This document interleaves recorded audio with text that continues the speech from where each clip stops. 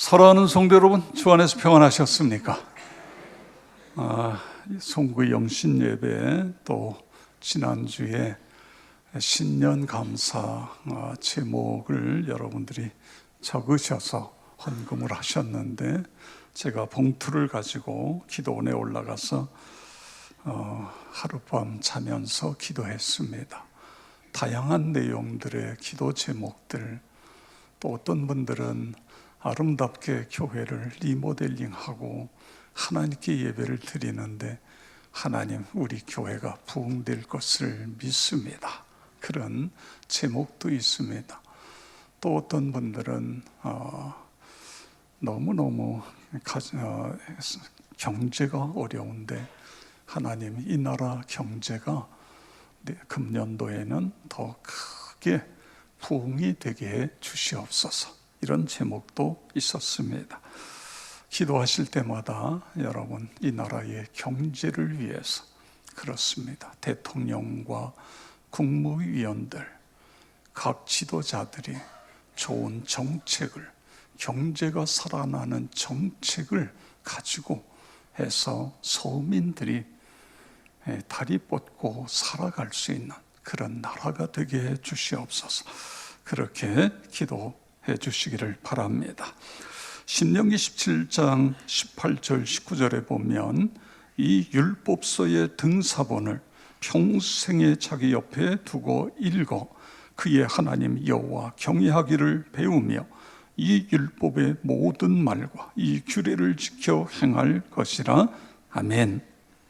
말씀의 등사본을 평생 자기 옆에 두고 읽고 그 말씀을 가지고 살아야 된다, 이런 말씀이에요. 여호수아 1장 8절 우리 다 같이 읽겠습니다. 이 율법책을 내 입에서 떠나지 말게 하며 주야로 그것을 묵상하여 그 안에 기록된 대로 다 지켜 행하라. 그리하면 내 길이 평탄하게 될 것이며 내가 형통하리라. 아멘. 어떻게 해야 내 길이 평탄하게 되고 형통하게 된다고 말씀하고 있습니까? 하나님의 말씀을 지켜 행할 때에 그렇습니다. 그래서 우리는 2020년도에 말씀과 성령으로 살아나리라. 그래서 성경 일독하기, 그리고 우리 모든 성도가 읽은 성경 전체가 교회 목표가 500독하기, 이런 내용을 가지고 지난 주일날은 말씀 순종이 바로 성령으로 일어나게 되어진다, 이런 말씀으로 함께 은혜를 나누었습니다. 이런 목표를 가지고 시작을 했는데 다양한 그런 놀라운 이야기들이 들리고 있습니다. 우리 어린이 중고등부 부서의 선생님들이 카톡방을 만들어 놓고 모든 선생님들이 신구약 1독 이상 읽기, 어떤 부서는 2독 이상 읽기, 그래가지고 매일 점검하는 거예요. 읽었냐, 못 읽었냐, 왜 못 읽었냐, 읽자 뭐 해가지고 모든 선생님들이 다 성경 읽기에 다 함께 도전하고 있습니다.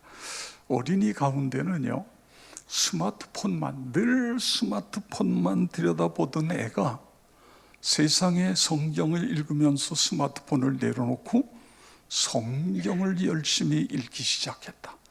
어떤 어린이는 벌써 출애굽기를 넘어 읽어가고 있다, 뭐 등등 이런 간증들이 있습니다.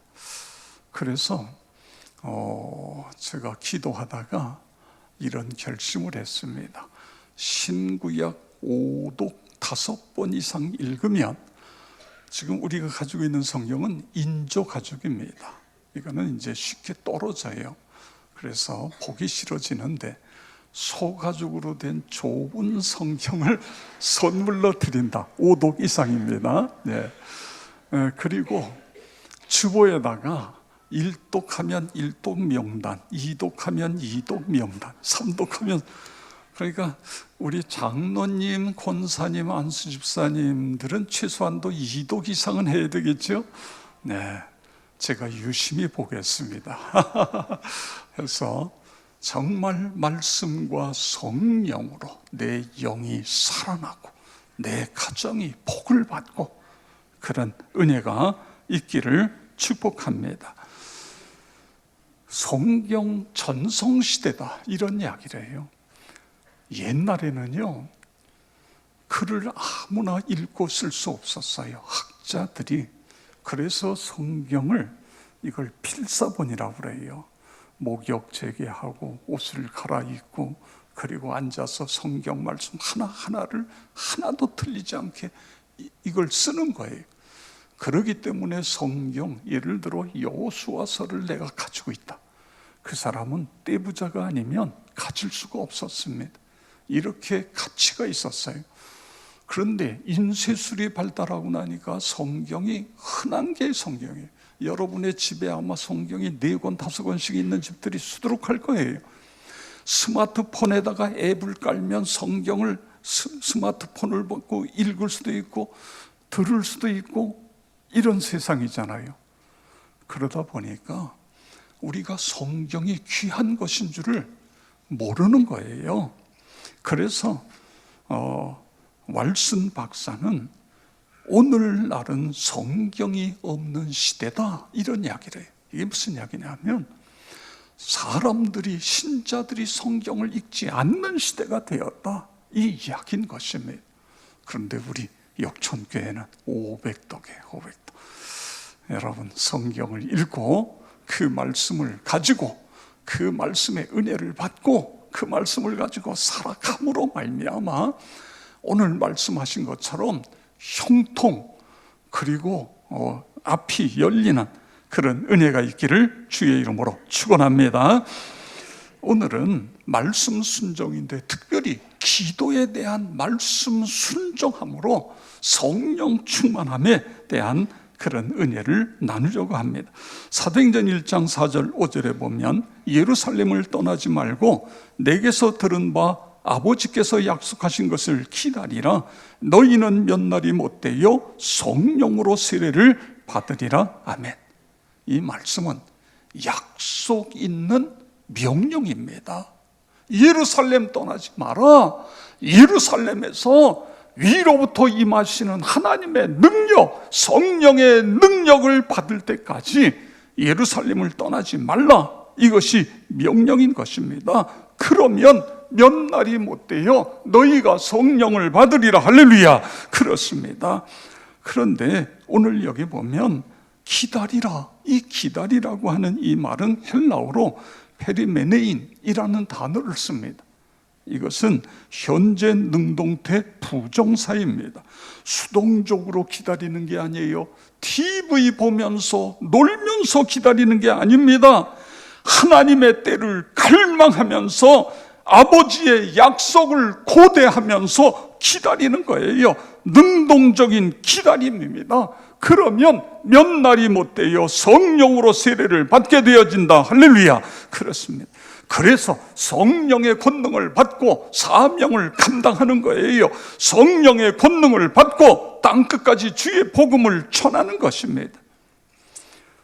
이것이 오늘 주님의, 부활하신 주님의 명령이에요.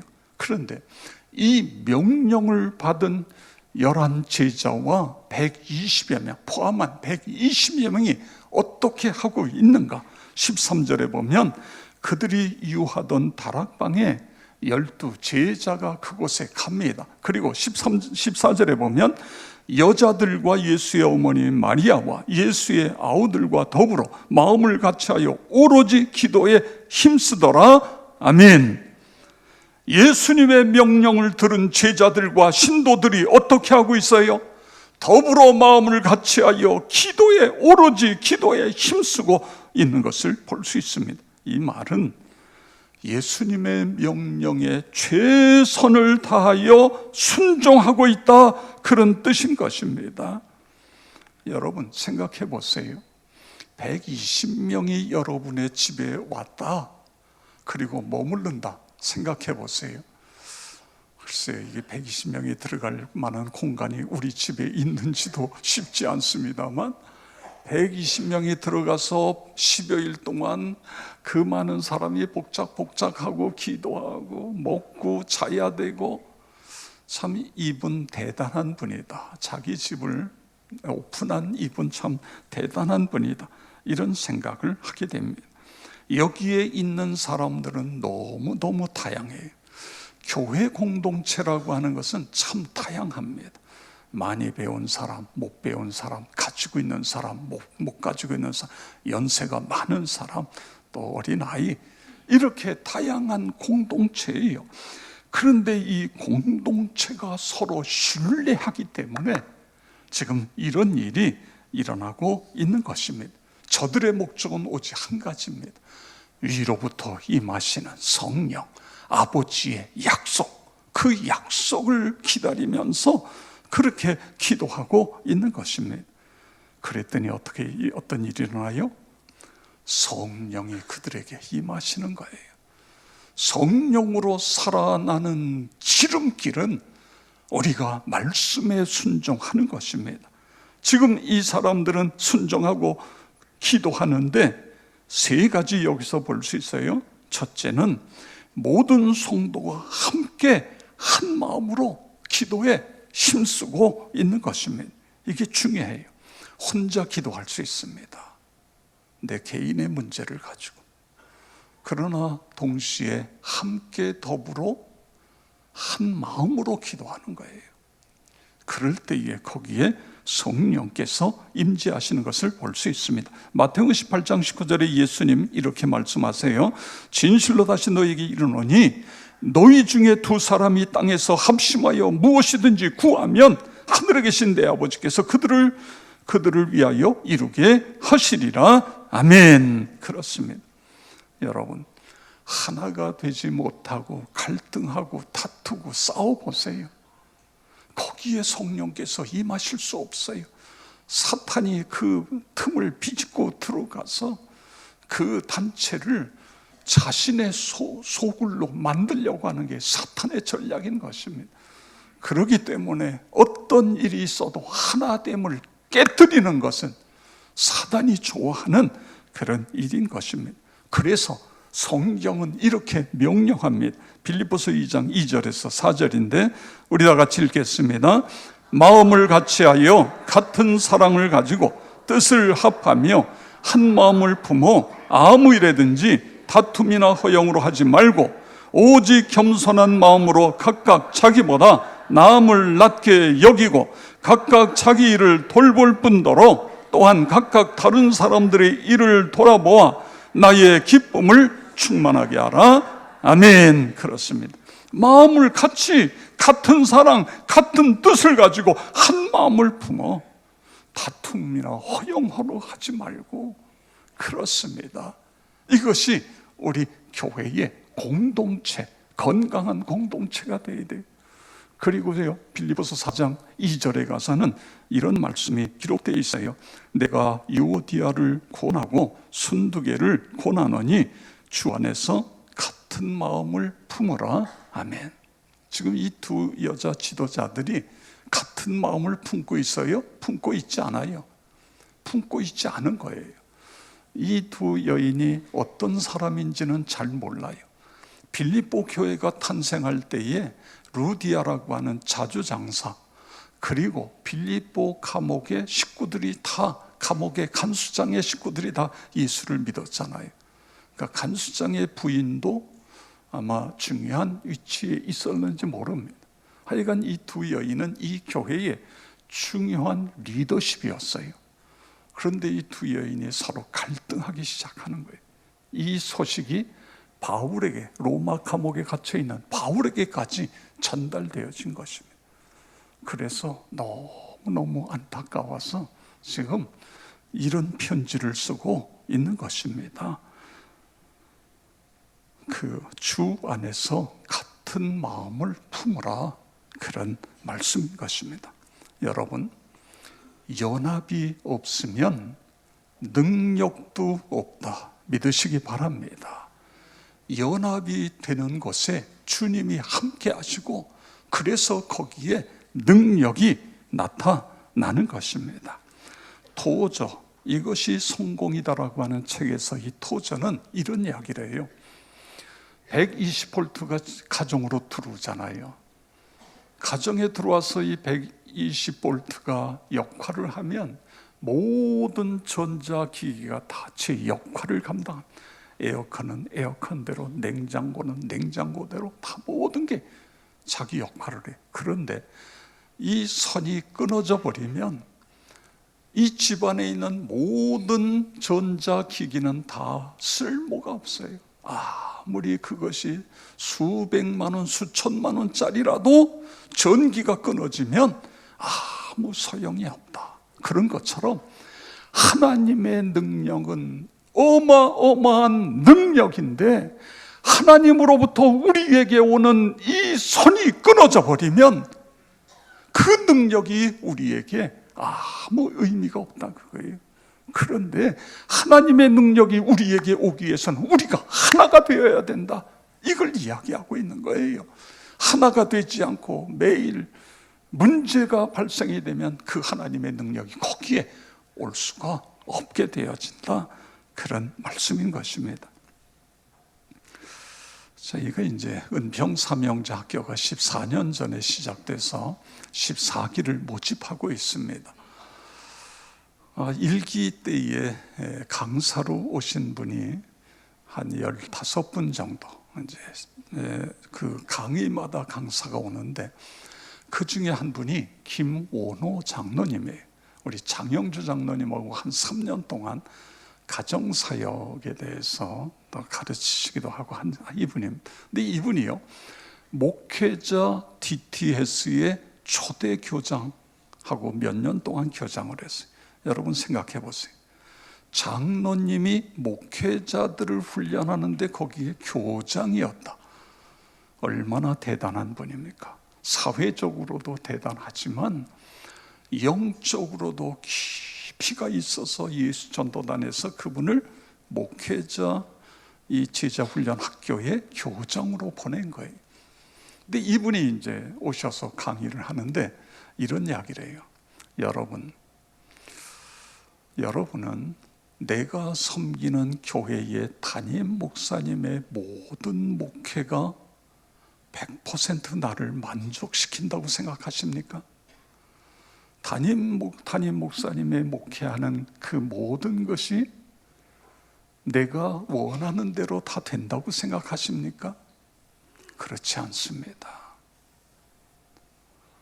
담임 목사님보다 이분이 더 많이 알 수 있고 사회적으로도 더 많은 걸 경험할 수 있어요.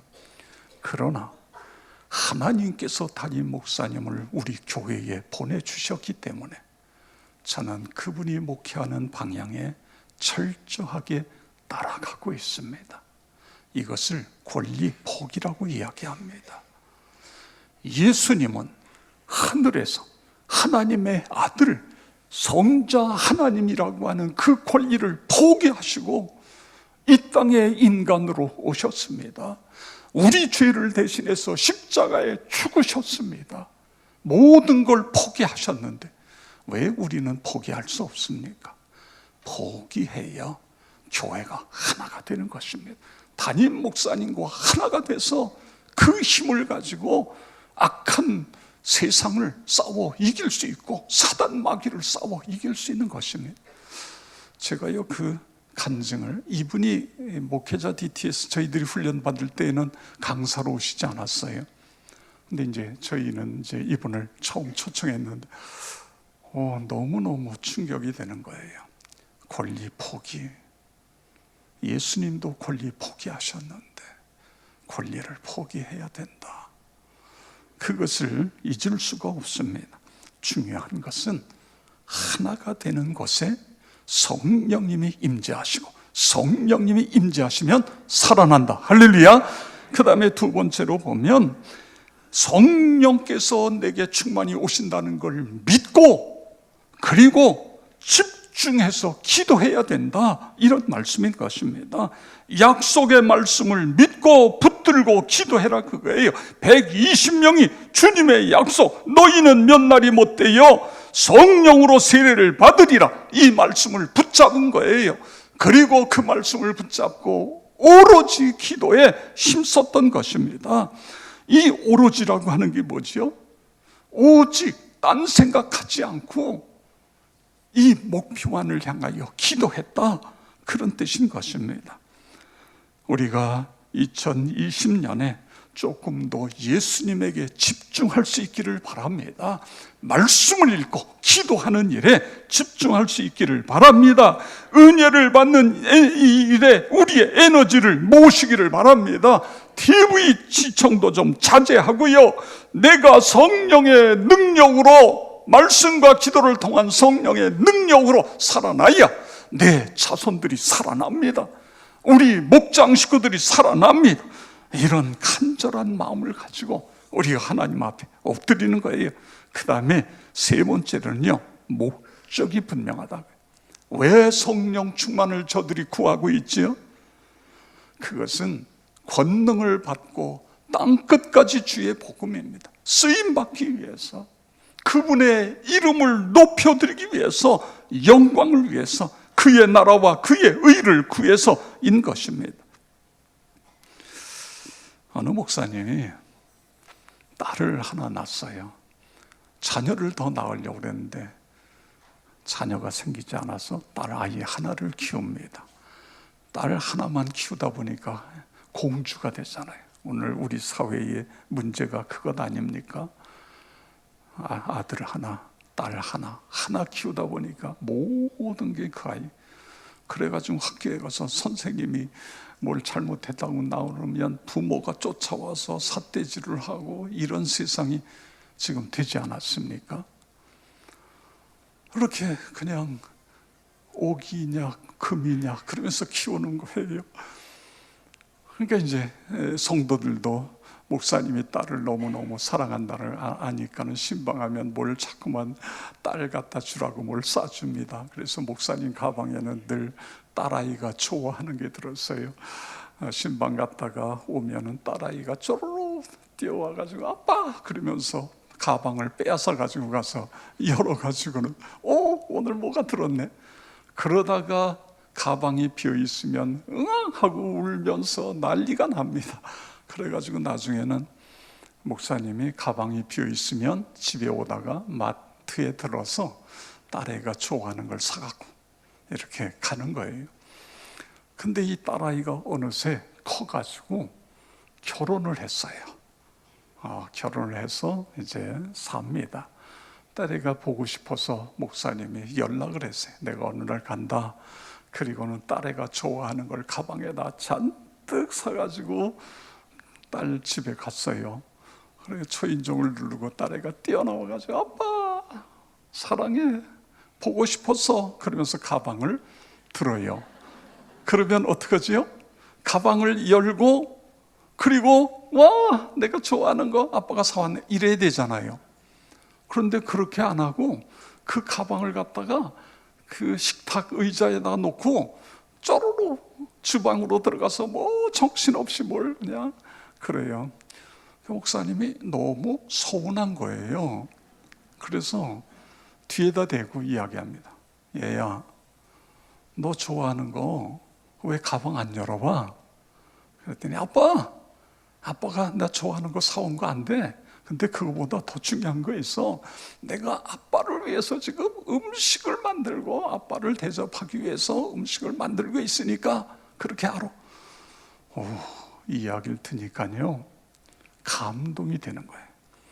하나님 감사합니다. 딸애가 다 컸네요. 아빠를 생각할 줄 아네요. 여러분, 이것이 성장한 사람의 모습인 것입니다. 우리의 신앙도 마찬가지예요. 하나님의 은혜가 가슴으로 밀려오기 시작하면 그 신앙은 건강한 신앙입니다.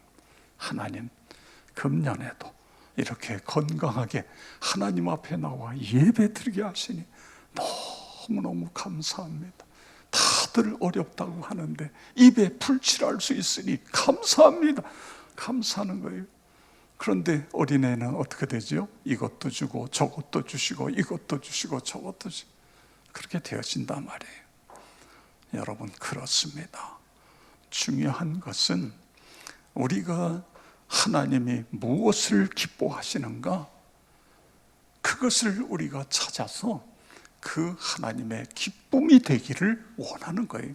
그러면 하나님께서 우리에게 필요한 것들로 채워주시는 것입니다. 그런 은혜가 있기를 축복합니다. 자, 이와 같이 했더니 2장 4절에 보니까 그들이 다 성령의 충만함을 받고 성령이 말하게 하심을 따라 다른 언어들로 말하기를 시작하니라. 아멘. 120명이 어떻게 했다고요? 말씀에 순종해서 기도했다, 그거예요. 오로지 기도했다. 그랬더니 그들이 다 성령의 충만함을 받고, 그렇습니다. 순종하고 기도하는 자에게 주시는 은혜, 축복인 것입니다. 여러분, 이보다 더 귀한 일이 어디 있어요? 성령께서 내게 오시면 우리의 자존감이 높아지잖아요. 그 어떤 어려움도 극복해낼 수 있는 힘을 그분이 우리에게 주시지 않습니까? 성령이 우리에게 오시면 우리의 가치관과 세계관이 바뀌어지지 않아요. 우리의 언어가 달라지는 것입니다. 죄를 제어할 수 있는 능력이 생겨지는 거예요. 옛날에는 누가 한 소리 하면 금방 그냥 울그락불그락하고 말이야 난리가 났는데, 이제는요 그 모든 것들을 다 참아낼 수 있어요. 내가 하는 게 아니라 내 안에 계신 성령께서 역사하시면 이런 일이 일어나는 거예요. 우리가 아까 찬양대에서 찬양했습니다만 참 아름다워라. 모든 세계가 다 아름답게 보여지는 거예요. 그런데 어떻게 우리가 성령 충만함을 위해서 기도하지 않을 수 있겠어요? 주님의 말씀에 순종해서 기도하니까 이런 능력이 우리에게 나타나게 되어지는 것입니다. 예수님을 보세요. 예수님이 인간의 몸을 입고 이 세상에 오셨기 때문에 예수님도 우리와 똑같이 피곤하면 주무셔야 되고, 배고프면 잡수셔야 되고, 너무너무 슬플 때는 함께 눈물을 흘리셨어요. 기쁠 때는 함께 기뻐하셨어요. 어떻게 보면 인간에 가지고 있는 죄악, 그래서 예수님도 성령의 충만함을 받으셨고 성령의 능력으로 사역을 감당하셨던 것을 볼 수 있습니다. 사도행전 10장 38절 우리 다 같이 읽겠습니다. 하나님이 나사렛 예수에게 성령과 능력을 기름 붓듯 하셨음에 저가 두루 다니며 착한 일을 행하시고 마귀에게 눌린 모든 자를 고치셨으니 이는 하나님이 함께 하셨음이라. 아멘. 그렇습니다. 성령의 능력을 기름 붓듯 하셨다. 그래서 사명을 감당하셨다, 그것입니다. 2020년 우리가 기도하는데 한 마음으로 해요. 하나가 되어야 됩니다. 하나가. 그 다음에 오직해요. 집중해요. 집중. 세 번째로는 그분의 이름을 그분의 영광을 위하여 기도할 때에 오순절에 임하셨던 성령이 나와 여러분 모두에게 충만하게 임하실 것을 믿으시기를 바랍니다. 그런 은혜가 있기를 주의 이름으로 축원합니다.